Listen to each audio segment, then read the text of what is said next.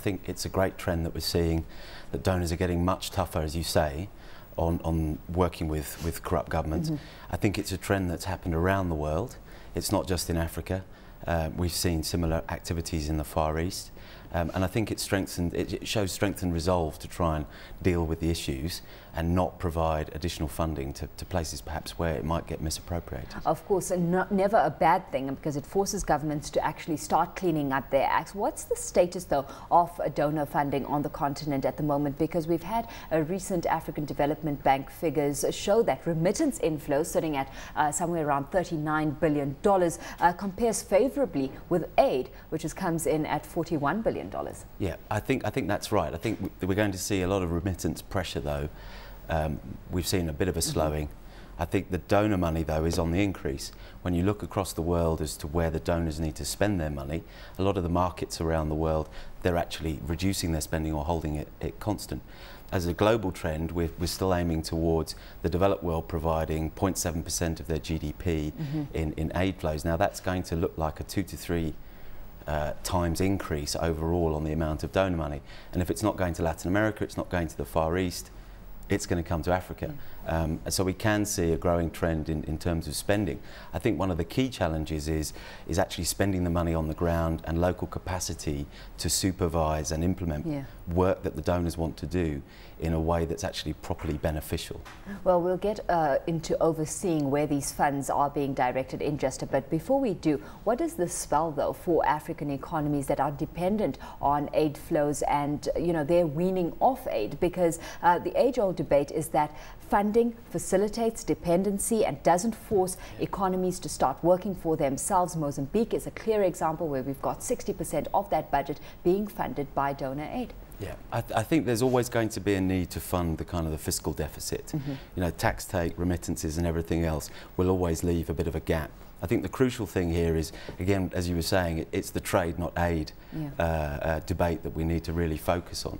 We're seeing a much greater focus, I think, around facilitating private sector development as a way of driving development and using aid money to try and facilitate that. There's a lot of work going on behind the scenes.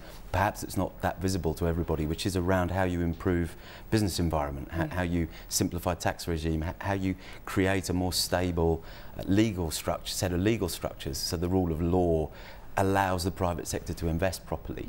And there's quite a lot of work going on around those areas. And if you look at, say, latest publications from the UK government, there's a real focus around reducing classic aid, in inverted commas, and actually starting to give that through and focus it on how you increase investment from local business and facilitate that. And I think where we've also, you know, where we've seen work being done in these respects, we've also had a lot of emphasis being placed on diversification and African economies needing to diversify their economies to, you know, to provide a sustainable base with which they can work moving forward. While there's all this, you know, drumming up about how important diversification is, we never seem to hear anything about re-strategy. So is enough being done in that regard, and economies starting to work a little more cleverly, so to speak, moving forward?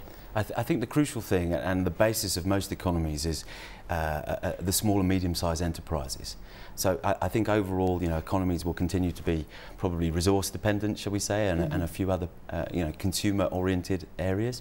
But I think the growth engine, as most of the donors see it, is around how you facilitate local development of small and medium-sized enterprises. How do you give them the right skills to be able to grow as businesses, to be able to satisfy local market need indigenously rather than needing to rely on multinationals or whatever? How do you actually facilitate that? And there's a lot of emphasis being put on that area by the World Bank and by lots of other donors about how you actually get this segment to grow, because it's going to be, you know, the largest, it should be the largest employer going forward. In the meantime, with the status of donor aid flows being what it is right now, I mean, as you highlighted earlier, the trickle down of funds to the right places, the intended targets, does come under scrutiny. How confident are you that money is being directed where it needs to, and that the checks that are being put in place are effective enough right now? Yeah, I think we've seen an amazingly strong growing trend around monitoring of program spend, and also the monitoring of the impact that it's having. I think gone are the days where budgets were just generally supported on the hope that it would improve an economy and allow it to develop. Now much more attention is being focused around where is the money being spent, and can we have a causal link between the money that's being spent, what it's delivering in terms of output, and then what it's delivering in terms of impact in terms of development. And they're getting much stronger.